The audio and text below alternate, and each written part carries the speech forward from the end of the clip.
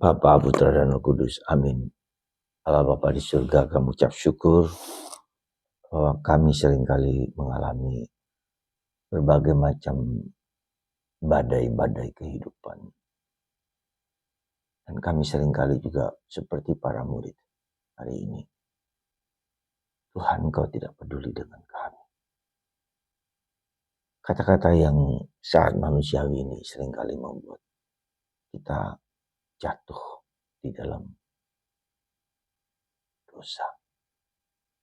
Mengira bahwa Tuhan tidak peduli. Berkati kami ya Tuhan untuk mengubah itu. Terpujilah nama-Mu kini dan sepanjang segala masa. Amin. Para saudaraku terkasih dalam Kristus, hari ini bacaan tentang bagaimana Yesus mendiamkan dan menghalau tentang angin badai kehidupan. Para murid sedang mengalami badai kehidupan, dan karena itu maka mereka ketakutan, mereka cemas, mereka tidak tahu bahwa Yesus yang di buritan di kapal itu sedang tidur. Ini pengalaman yang sangat-sangat manusiawi dan sangat-sangat kita alami. Yesus tidur. Kita mengira bahwa tidurnya Yesus itu membuat kita juga iman kita menjadi lumpuh, menjadi tak berdaya, dan kita mengira bahwa Tuhan itu tidak peduli. Kami binasa. Saudara, ada satu pengalaman yang harus kita jalani. Badai-badai salib-salib kehidupan kita. Entah persoalan dengan anak kita. Entah persoalan dengan diri kita masing-masing. Sakit kanker misalnya. Persoalan dengan pasangan Anda masing-masing.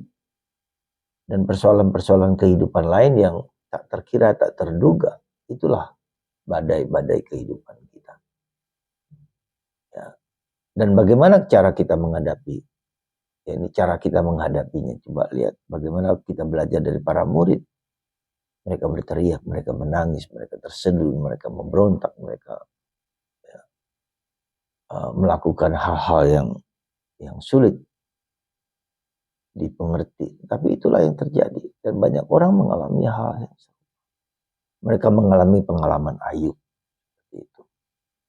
Dan tak terhingga, tak terduga. Jadi bagaimana kita memproses hidup kita sendiri. Ya, bagaimana kita ikut serta dalam pengalaman-pengalaman seperti itu.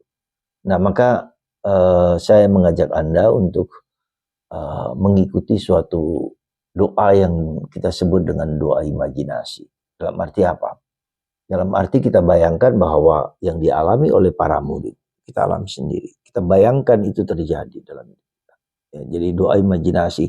Doa ini sangat disukai oleh Bunda Teresa dari Avila. Ya.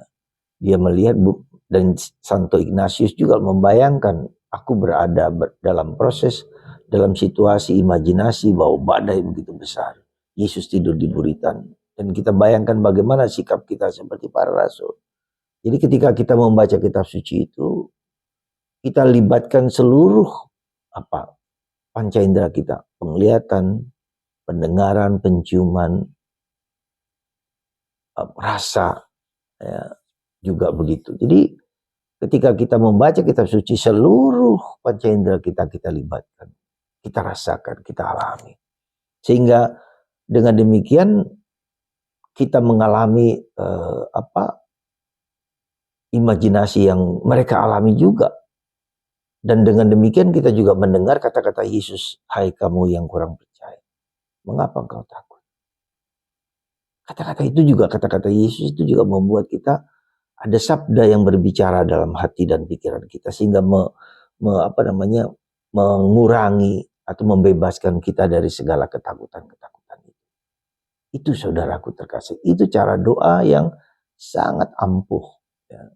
Jadi ketika kita membaca kitab suci, tidak hanya nalar kita sendiri, tetapi seluruh panca indera kita libatkan, ya, kita bayangkan, kita rasakan. Tetapi juga kita merasakan aspek kemanusiaan kita. Dan aku merasakan aspek keilahian yang bekerja dalam diri kita. Sehingga kita mengerti dan paham bahwa Yesus sungguh-sungguh bekerja dalam diri kita. Itu yang penting dalam diri kita ya. Jadi kita tidak hanya pikiran kita saja, tapi badan kita, raga kita, seluruh diri kita. Misalnya kalau kita merasa seperti orang kusta misalnya gitu, kita merasakan seperti orang kusta yang disingkirkan, yang dibuang, nggak dipedulikan penyakit kena tubuh kita semua. Dan kita rasakan itu, tapi kita bisa melihat sabda Yesus, sembuhlah, sembuh, sembuh, sembuh. Aku pun sembuh. Saudara, mari kita mendoakan doa fantasi ini, doa imajinasi ini. Kita merasakan kemanusiaan dan kita merasakan keilahian. Santa Teresa dari Avila mengatakan, penting sekali kita merasakan Yesus sebagai manusia biasa. Tetapi juga Yesus sebagai manusia ilahi.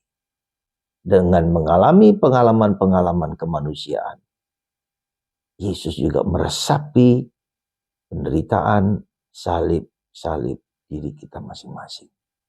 Semoga Anda dan saya, dan kita semua, dapat membayangkan peristiwa badai-badai kehidupan ini. Dihancurkan, dibuang, dan dikalahkan oleh Yesus. Siapakah gerangan Yesus? Kita terus mencari, menemukan, tetapi lebih mengalami. Yesus tak pernah meninggalkan kita. Yesus tak pernah melepaskan kita. Yesus tak pernah membuat kita binasa, hancur lebur. Terima kasih Tuhan. Semoga kami mengalaminya. Berkat Tuhan atas Anda, terutama yang mengalami tsunami badai-badai kehidupan. Tetap tabah dan kuat, bersandar pada Yesus sendiri. Bapa, Putra, dan Roh Kudus. Amin.